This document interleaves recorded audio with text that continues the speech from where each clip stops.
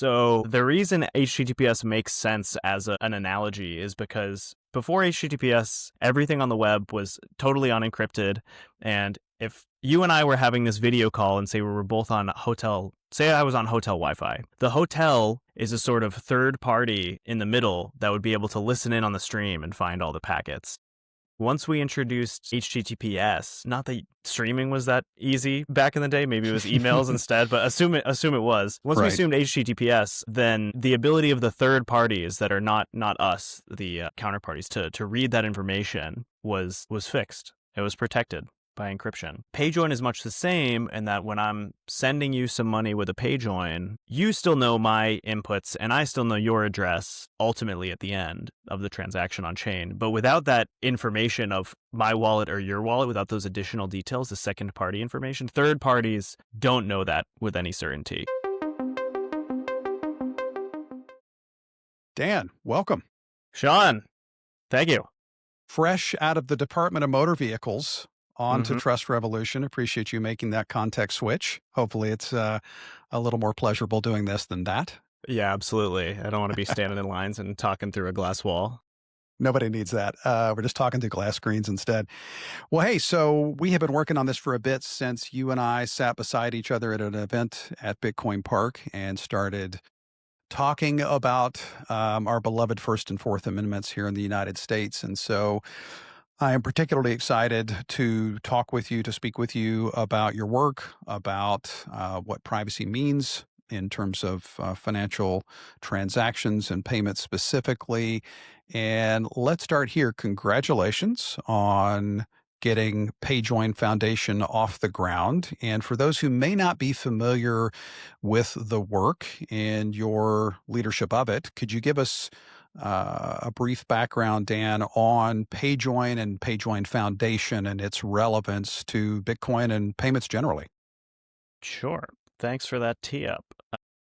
Oh, I need to also thank my team, of course. The whole Absolutely. reason Payjoin and Payjoin Foundation exists now is because we've had around 8 independent compensated contributors working on Payjoin for about a year, and we've got a volunteer board.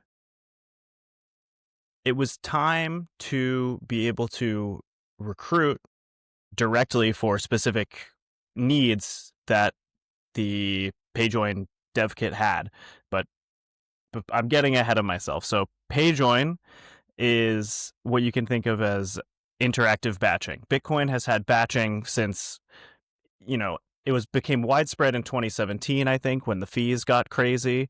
But if you make naive Bitcoin transactions, that's one transaction per transfer of money. And if you're moving money often and in high volumes, that starts to really add up and become more expensive than it needs to be. So when the fees got high in 2017, people started batching non-interactively, where like the common example is an exchange would service multiple withdrawals in one transaction, where they'd provide a single input and be able to pay, say, 100 people all in one transaction, only producing one change, which kept their wallets small, kept their customers served often, and they pay a much smaller fee for making that batch versus making the 100 separate transactions. And that is, if I am a customer of Strike or Cash App or one of the more sort of consumer focused apps of that nature, I want to sweep my Bitcoin. I want to move it into self custody, whatever that may look like. What you're laying out is sort of the operating process that these exchanges go through, whereby they're not having all their margin eaten up by fees, and they can process these withdrawals more frequently so that, as you say, I, as a customer, a consumer, get what I want when I want it. That's right. Exactly. And then if I am, again, that individual who, maybe I'm holding IBIT, I want some, as they say, exposure to Bitcoin, but I'm not yet holding Bitcoin in self-custody, or I am, as I noted, a Strike or a Cash App user, really looking at it more as a neobank with an eye toward how do I enjoy sort of the full benefit or set of benefits of Bitcoin. rewind and explain why any of what you just described sort of matters in that context. What ultimately does PayJoin get us or get that individual? What's the benefit? So in the context of self-custody, this is what you're talking about as opposed to an IBIT or some ETF? Well, if I more that I'm that person who is looking to take the next step into self custody or just progressing, toward using Bitcoin to its fullest extent. What is PayJoin? What's the impact of PayJoin on that individual? So easy. Bitcoin exists to remove intermediaries from the movement of money online. So you want to be able to move money and you don't want to be censored by some party in the middle that says, no, you can't do that because I don't like that. In order to do that, we need privacy, because without privacy, if someone can see how money is moving, they don't like someone you paid. If you're relying on them to move money, or even if they can make a lot of noise that you move some money, then they can discriminate based on that. So we need some baseline privacy. And in the original white paper, Satoshi said that there's privacy problems with Bitcoin, and that the way Bitcoin works with inputs like coins and outputs for each transaction, he said all the inputs necessarily come from the same person, which at the time was true based on the wallet software available, but it wasn't a consensus constraint. And that assumption that all the inputs come from one person is called the multi-input heuristic, or the common input ownership heuristic, and is used to dragnet surveil everyone on Bitcoin. It's a pretty easy assumption to make that all the inputs come from the same person. So you can just look at the chain and kind of follow coins from A to B, see how much money someone has, how much money they make on a regular basis, who they paid in the past, and then in the future even who they might pay. So Payjoin is the simplest way to break that privacy problem that Satoshi brought up. And I think of it as the next iteration of batching. So the batching I mentioned is non-interactive batching. Right. With Payjoin, you have interactive batching, where rather than the batch being made just by the person with the inputs, you can have a sender and a receiver both contribute inputs to a transaction. So this breaks the heuristic and it saves people money. It's supercharged batching for Bitcoin. Right. And I think that's exactly what I wanted to convey is that in my mind, significant innovation here is that privacy becomes an economic benefit, not a liability. And so, as you just teed it up, Dan, I'd like to go from there to let's do talk Fourth Amendment. And so, the Fourth Amendment says your papers and effects can't be searched without a warrant. We use physical cash. That protection exists. When we use Bitcoin, as you eloquently noted, so-called chain analysis tracks every transaction. How, in your mind, did we end up with less privacy in the digital version of cash than the physical one? I love this question because it's kind of like history rhyming, actually. The same sort of thing happened when the telephone was invented. So, we or even the telegraph before that, we had all these wires on the ground, people using Morse code, but they passed laws very quickly that made physical taps the arbitrary. Like if you physically spliced a wire into the phone cable to spy on someone, that was illegal. But then someone figured out, oh, you can just wrap a coil around the wire. You're not physically tapping it, and you can read the signal still. And it took until the mid 60s to pass laws that made that Fourth Amendment protected, that required police departments and government agents to get warrants to be able to search and seize that information. So how did we get here where it's not protected by the Fourth Amendment? I think it's just new ground. People aren't aware. There was also a sort of a necessity when Bitcoin originally came out. We didn't have zero knowledge proofs, so we weren't able to do that kind of verification without all the amounts being available in this public record. So it's partly just that the laws and norms take time to Hmm. catch up, and some technological limitations at the time that Bitcoin came out. But all of these things, I believe, are being addressed.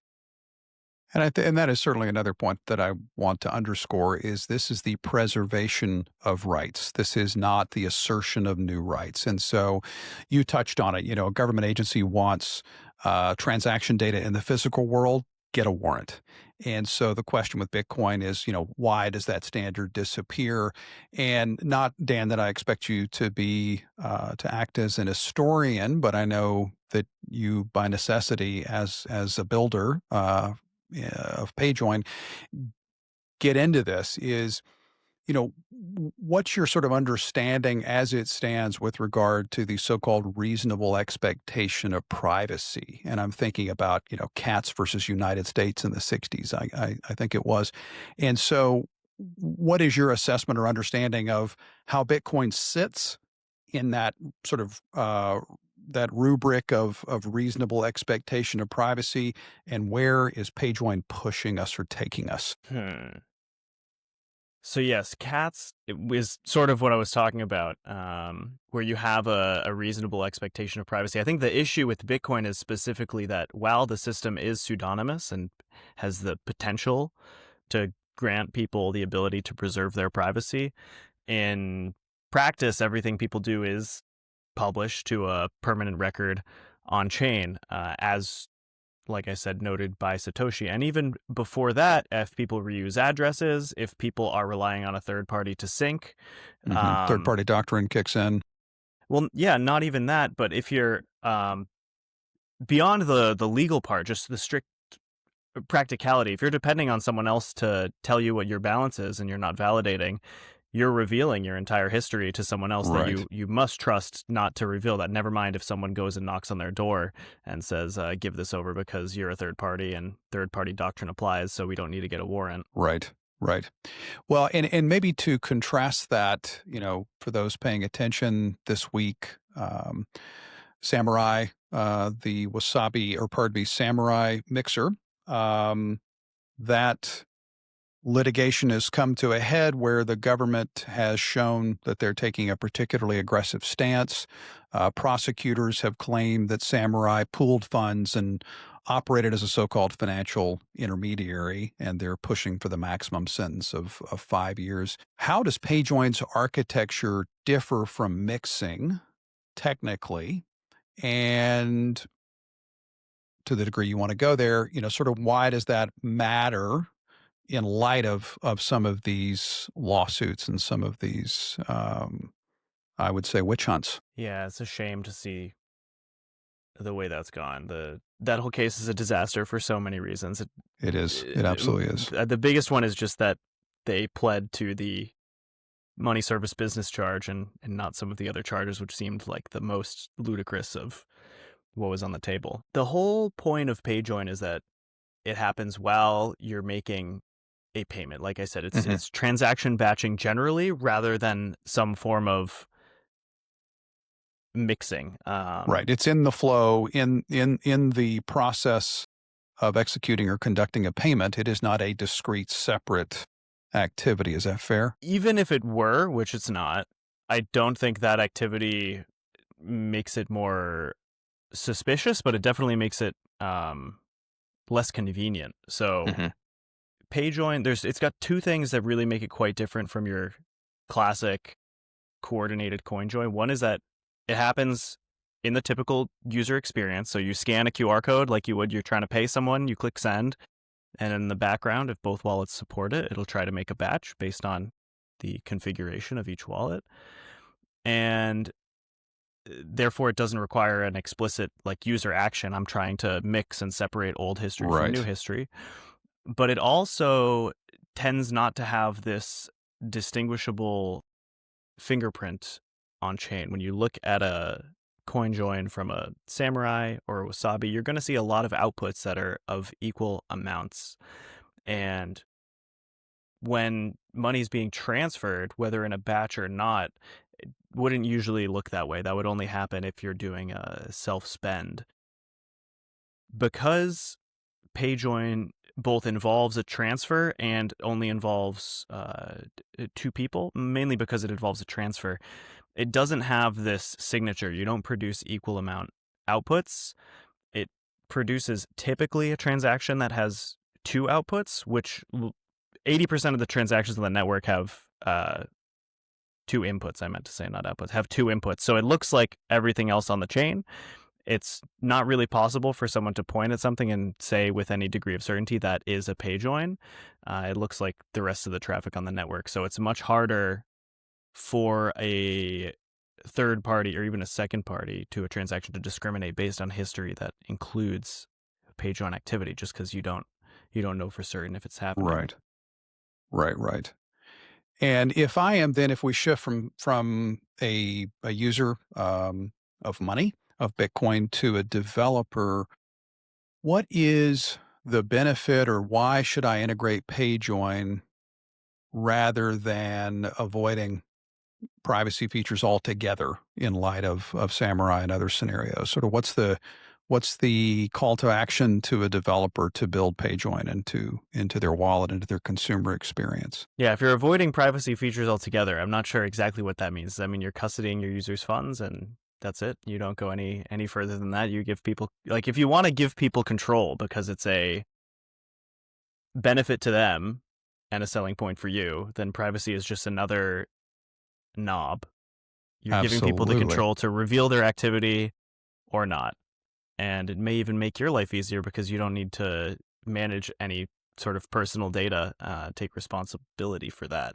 But beyond that, I think the reason to integrate Payjoin now is because it gives this opportunity to your users to do these automated batches that fall back to the old way of doing things. So it's optimistic and it's not going to break your flow. And not only do your users benefit with this idea of privacy, but the whole network stands to benefit as the floor upgrades, as this basic common input heuristic becomes less reliable for all. So if I were to send you money, Sean, you might know some details about what I sent to you and vice versa, but our ability to cluster one another, to know, oh, all of these coins belong to Sean, these are the Mhm. people he transacts with in this amount, becomes much less reliable, and that improves everyone's safety and in my opinion the longevity of the whole network. The selling point of Bitcoin is that it is censorship resistant, and this element of privacy is necessary to preserve that. Yes, and I think that cannot be overemphasized. This is delivering on the promise, I think, of what so many expect from Bitcoin, whether or not they understand deeply the technical details. And as you called out, there were caveats that Satoshi made note of, but peer-to-peer electronic cash is what I hope most people expect of it. And I think what's so exciting about Payjoin is pushing, closer to that vision. And my monologue here is only to say that there are not dedicated business models and firms that I'm aware of that are, spying on me moving cash from point A to point B across a counter or to another individual. And so why should they enjoy that particular benefit or business model with Bitcoin? Beyond So that, let's I think please. there's one thing I want to touch on with regard to why the time is now. The Payjoin Dev Kit is the tool that lets developers plug this into their wallet experience. And until now, if you wanted to have one of these privacy technologies in your wallet or your service, I mean, really, if you have an exchange or a custodian or a treasury or a payment processor, that's all viable. You have a lending product. Now the Yeah. Payjoin Dev Kit, in about 1,000 lines of code with two developers in a weekend, you can plug it into that existing flow, wire up the RPCs, the glue, make some database calls. You basically implement how you'd save some data. And because this is approaching stability, we just did a release candidate for the 1.0 API. I think, especially if you want to, show people that you do in fact care about user privacy, that the time is Yes. now, because it's just possible now, and it wasn't possible a year ago. I was yesterday I was refreshing myself on the Bitcoin design guide and the particular Payjoin uh, section or elements, and it's a bit above my pay grade. But what I so value about the Bitcoin design guide and the group behind it, is the sort of classic approach to what is the objective that a particular user has, and what are they trying to accomplish to achieve that objective. And I think it lays it out nicely. I'll be sure to include that.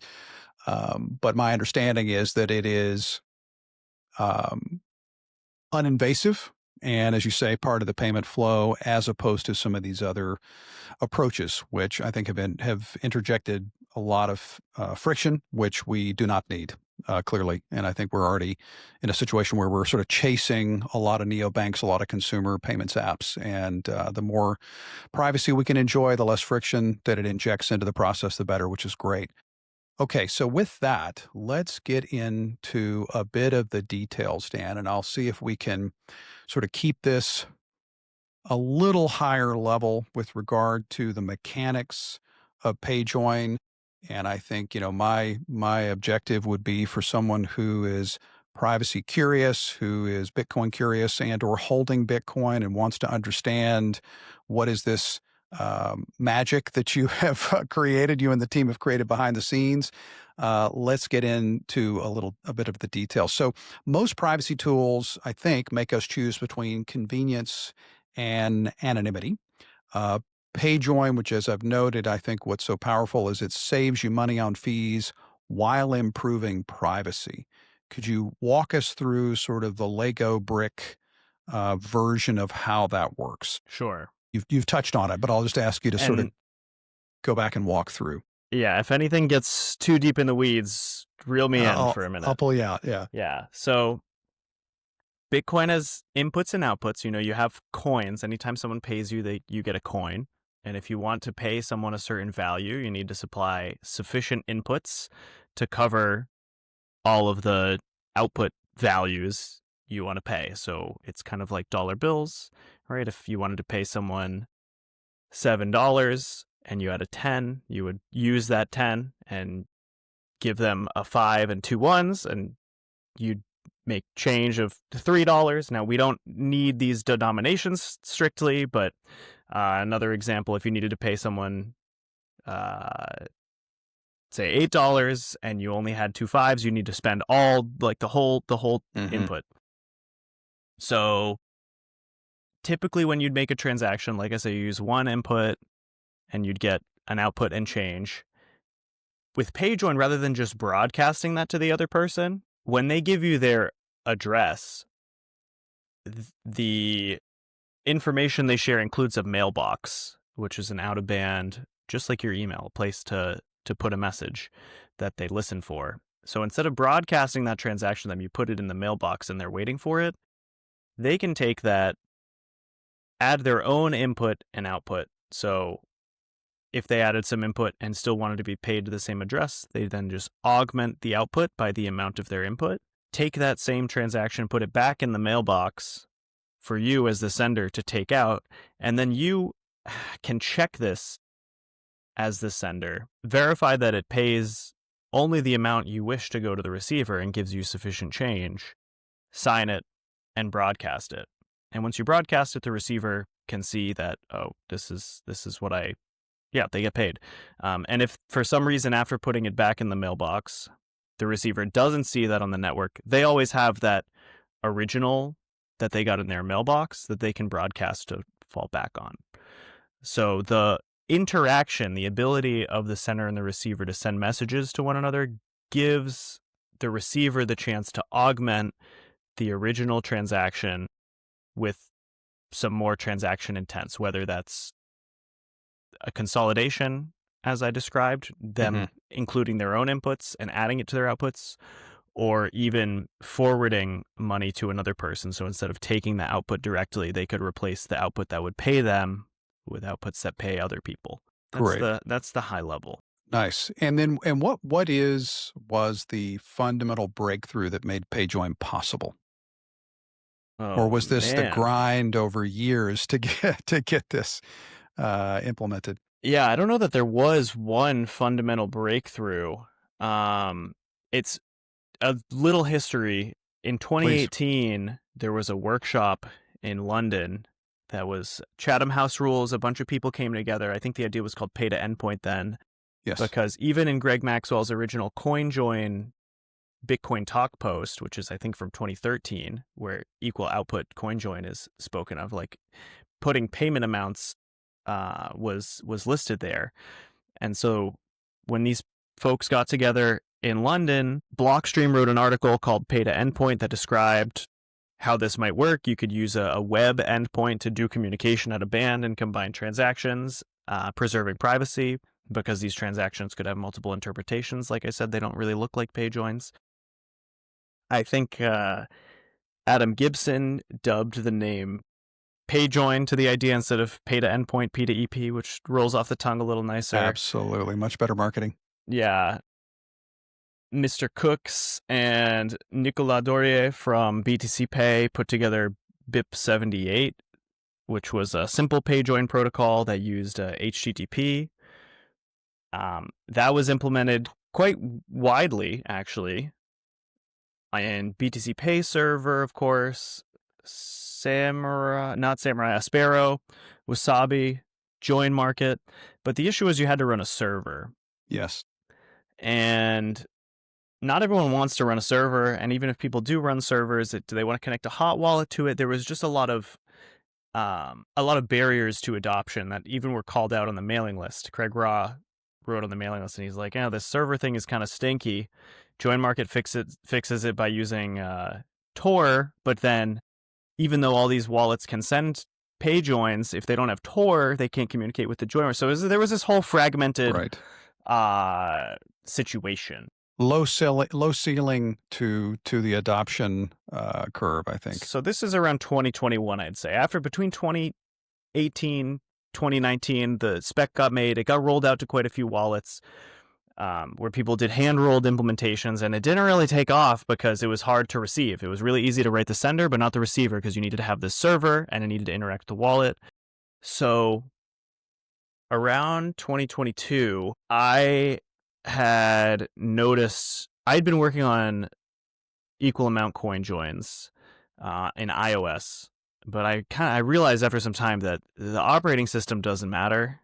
We're not going to solve Bitcoin's privacy by taking these manual steps, and the Payjoin idea had gotten some attention. It seemed like people got the idea, people liked it.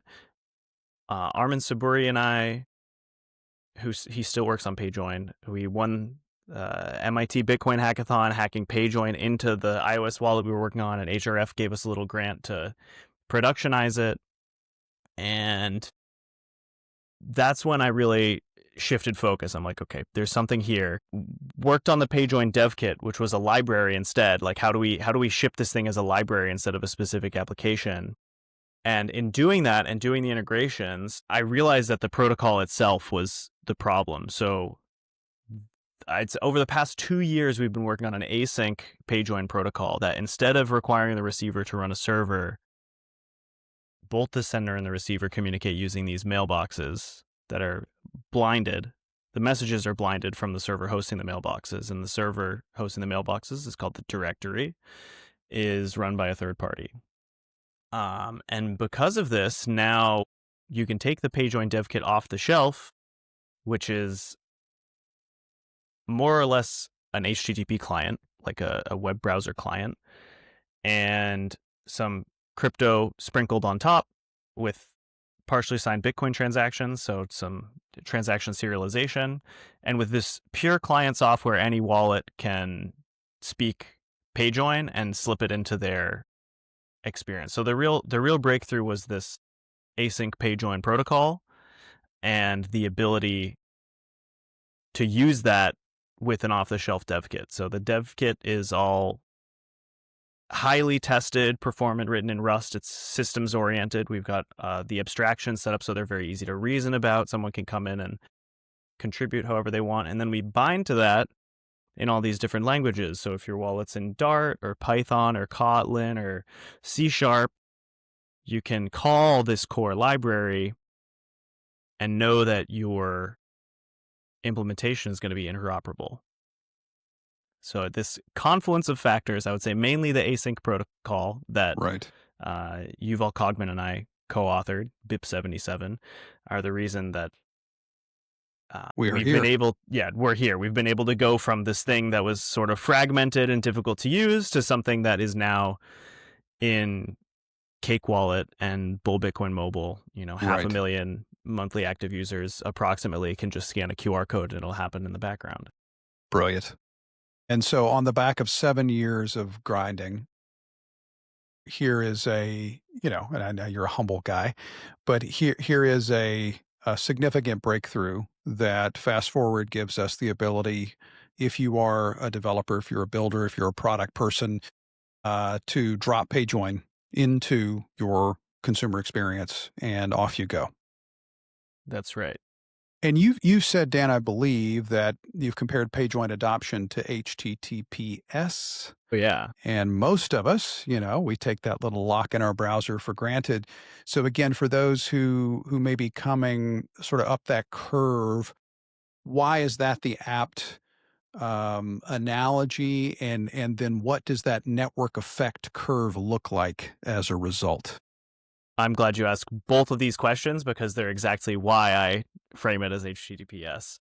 So the reason HTTPS makes sense as an analogy is because before HTTPS, everything on the web was totally unencrypted.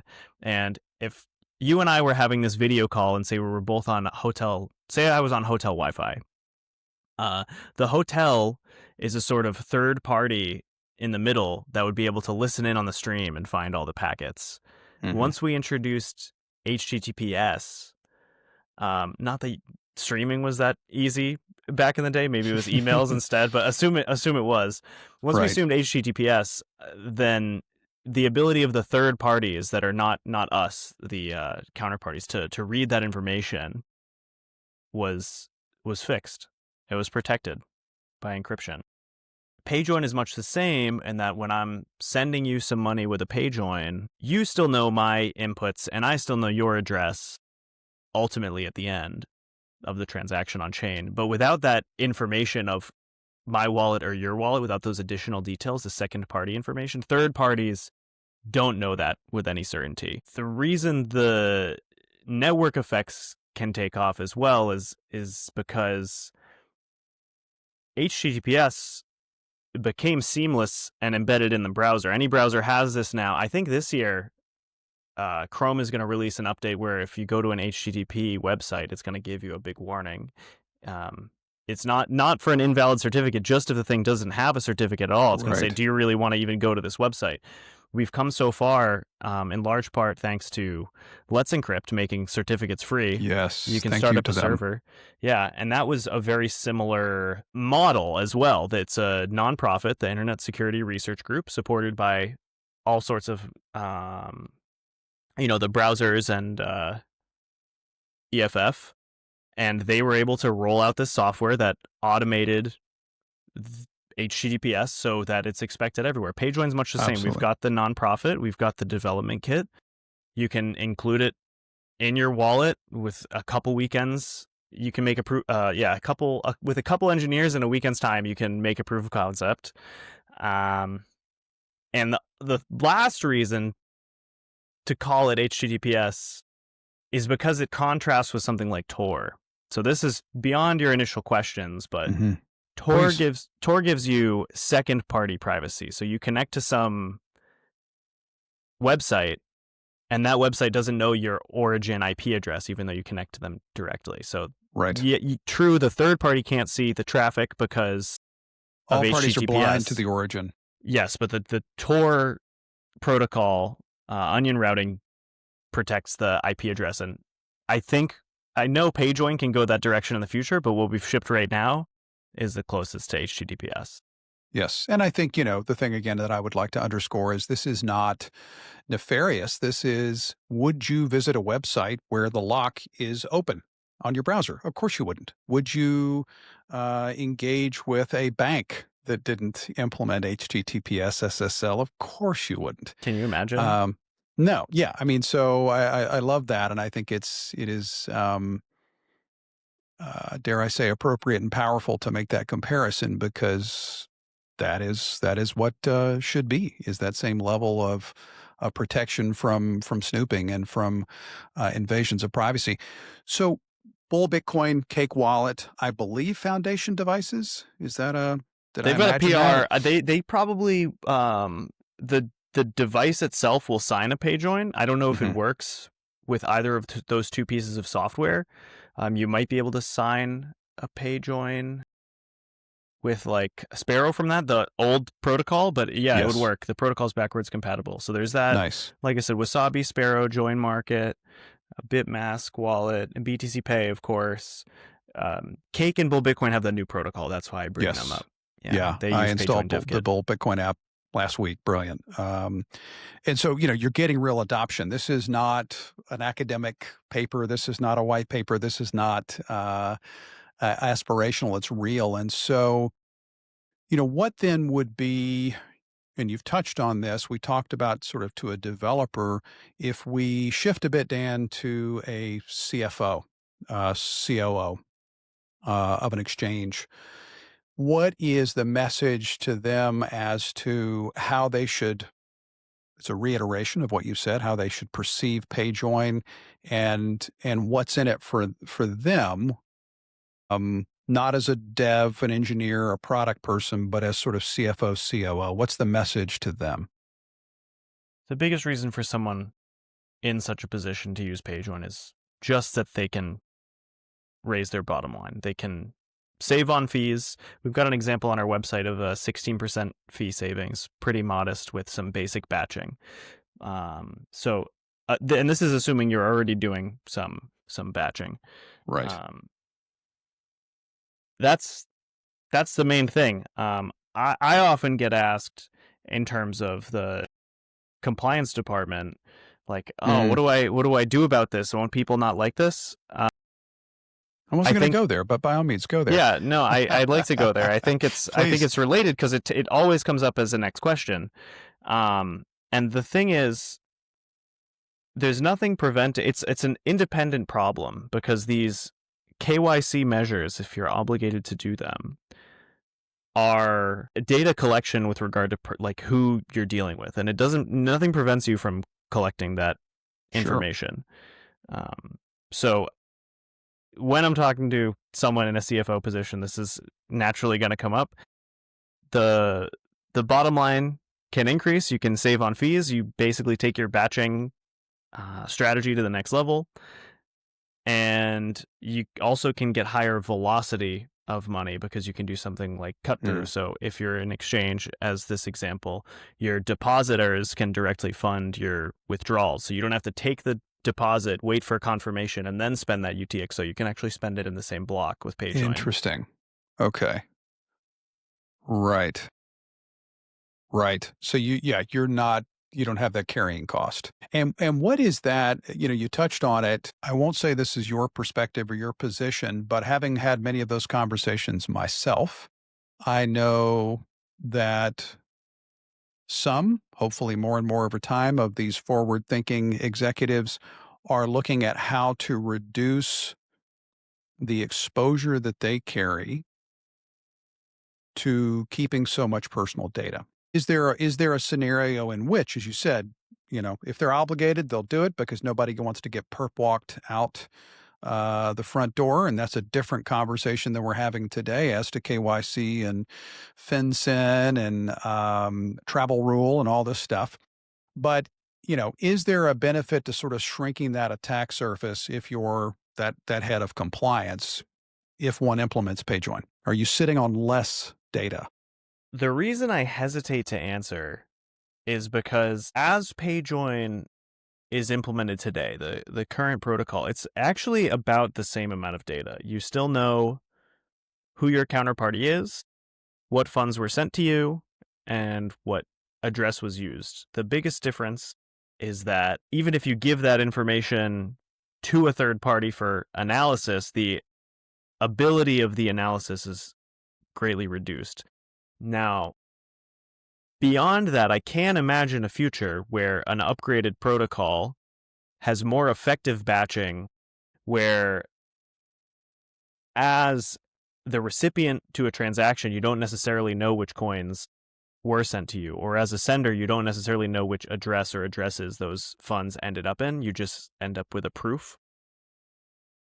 Would be very similar to Lightning, which, as far as I can tell, Right. has proliferated and is uh, possible to use within compliant regimes.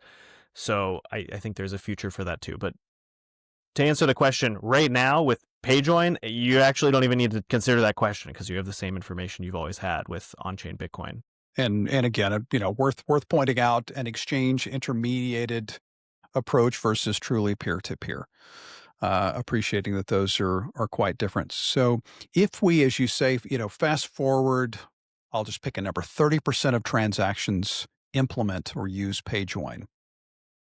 What happens to the surveillance model, Dan? Who will think of the chain analysis firms? There are more problems that we need to address, actually. So, yes, the common input heuristic might be gone, but we still have a lot of work ahead of us in terms of privacy. Every wallet tends to have a fingerprint. So there's things like unlock time, sequence number, the script you're using, um, amount correlations generally, timing analysis of when transactions are made, if you can figure out a pattern. So their Payjoin in its current form, common input heuristic is not the end of the story. It does Mhm. make the very most useful tool that chain analysis has obsolete, especially if with 30% penetration, you're taking almost a 50% flip every two input transaction on the interpretation. And truth be told, I did arrive at that number on purpose. So, right. Yeah, of course. Yeah. But it's also difficult to measure. Like, how do you even know how many transactions and what volume is using Payjoin? Right. Yeah. Yeah, which is itself wonderful. So I think the takeaway that I wanted to pull out, and of course you nailed it, is it's a great start, but there's a lot more work to do. And in that vein, does does PayJoin lay a foundation for doing some or more of what you've just laid out, sort of breaking some of these common heuristics, or is that the domain of a different BIP, a different set of technologies? I would say both. Like, I would probably still call some of this stuff Payjoin, but it will require new specs and new tech.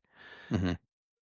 The cool thing about Payjoin Dev Kit is we deliver this off-the-shelf package with all the goodies you want, and we can have some, what I like to call, chain surveil yourself tools to do Right. analysis within your wallet and inform your transaction construction. So you can get some counterfactuals. You can figure out what the privacy effects of your wallet would be just by using the software that's being developed in the dev kit. And the next big protocol change that'll happen over the next a year or so for Payjoin is a multi-party Payjoin. So like I said, when you involve more than two people in a Payjoin, then there can be some real indistinguishability from the counterparty. So I pay you and I don't know what address you necessarily had. It's more interactive. You have to send more messages around. Anytime you have a distributed system, it becomes more complicated. But the the team we have focused on this is built of people who have been thinking of this problem for a decade plus, and this problem has only been around for, how long has Bitcoin been around? 17 years. Yeah. Right.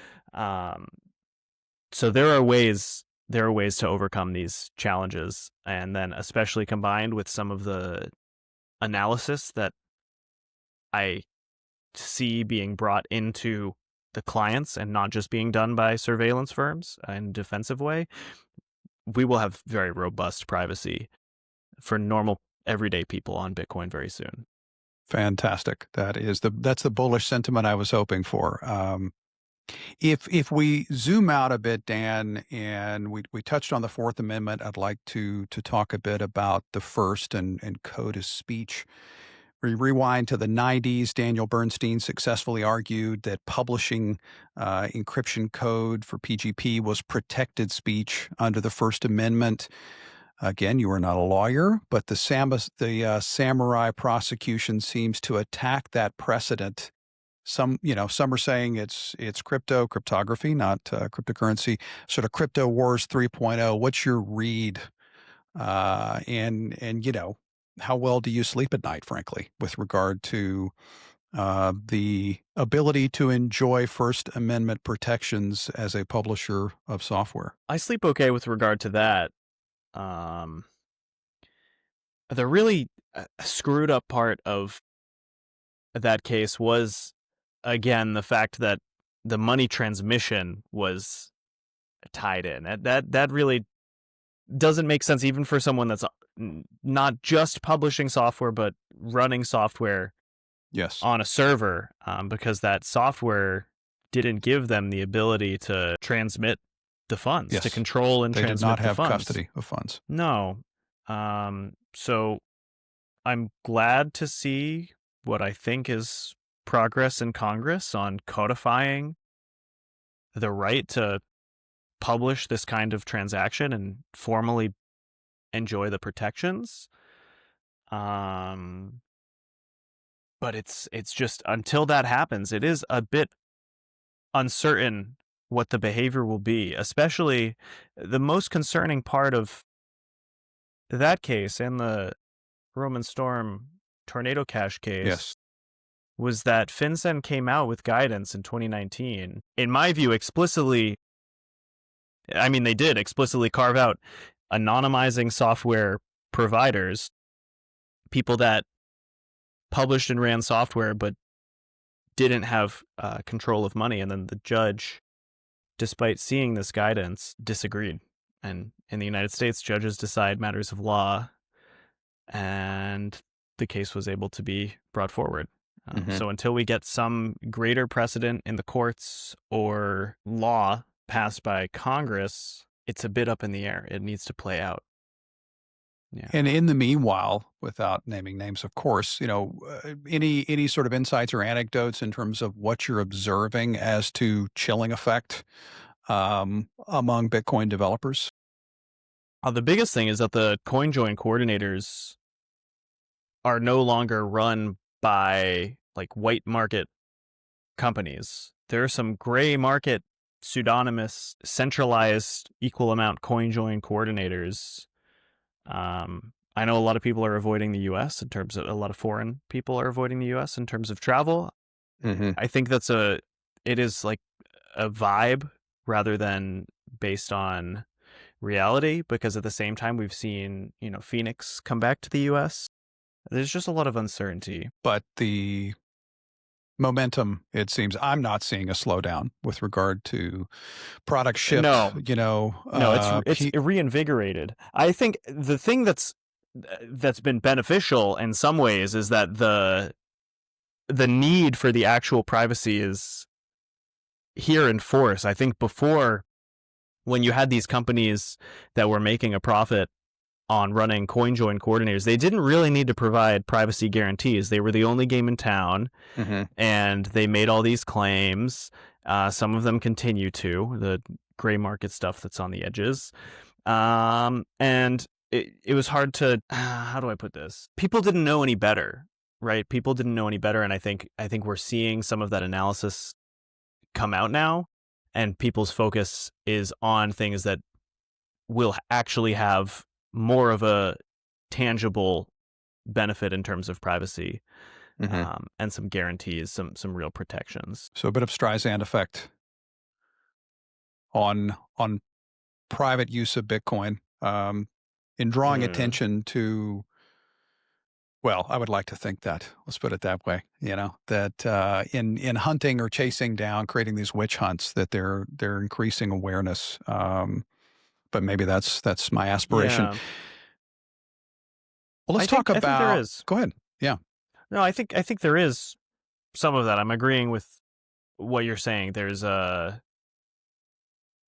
more momentum and motivation knowing that this problem really needs to be solved at a technological level, because Right. the the government process, even if it ends up doing the right thing, it just Mhm. takes so long and causes everyone so much pain in the interim that we need to have a technological solution to enforce it ultimately. Yes.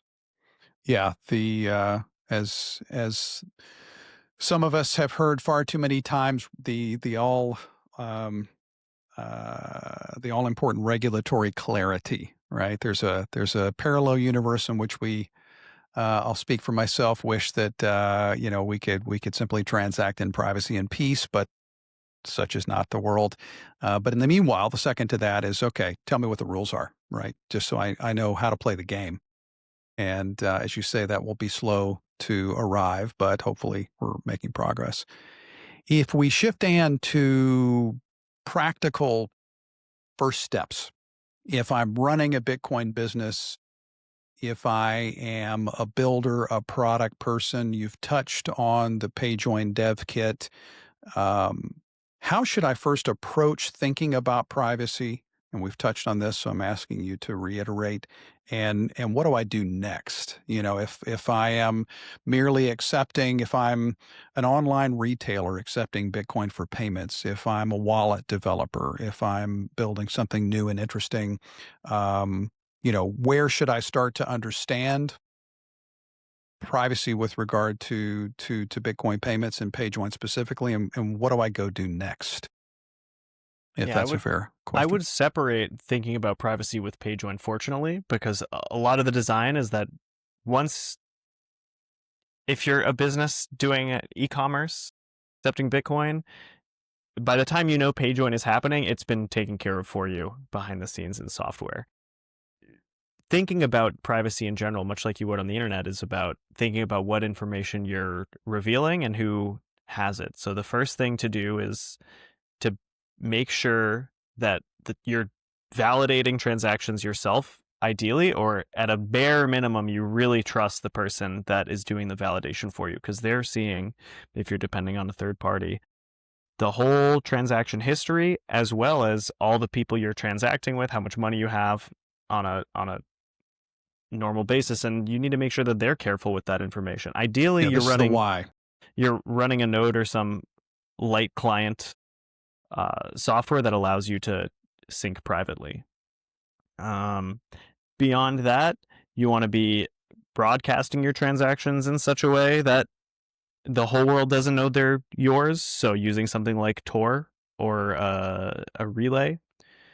You don't want to be reusing addresses, because if you're giving, say, one address to a person to reuse, then it's trivial to cluster them all together. I think those are the real basic things for someone who's starting to take more of a privacy conscious Right. approach to Bitcoin to deal with. And then, just really consider what software you're using. Because some And that's software, kind of sort of interrupt, Dan. That was sort of what I should have clarified is if I am that individual and I'm thinking of, oh gosh, so many that I've interacted with over the years in various roles who are operating businesses and accepting Bitcoin payments. It's not to say they're going to implement Payjoin, but really, why should they ask or even insist mm, that their e-com point of sale, integrates Payjoin, which I think you've touched on the why. yeah, of course, look at the reputation of the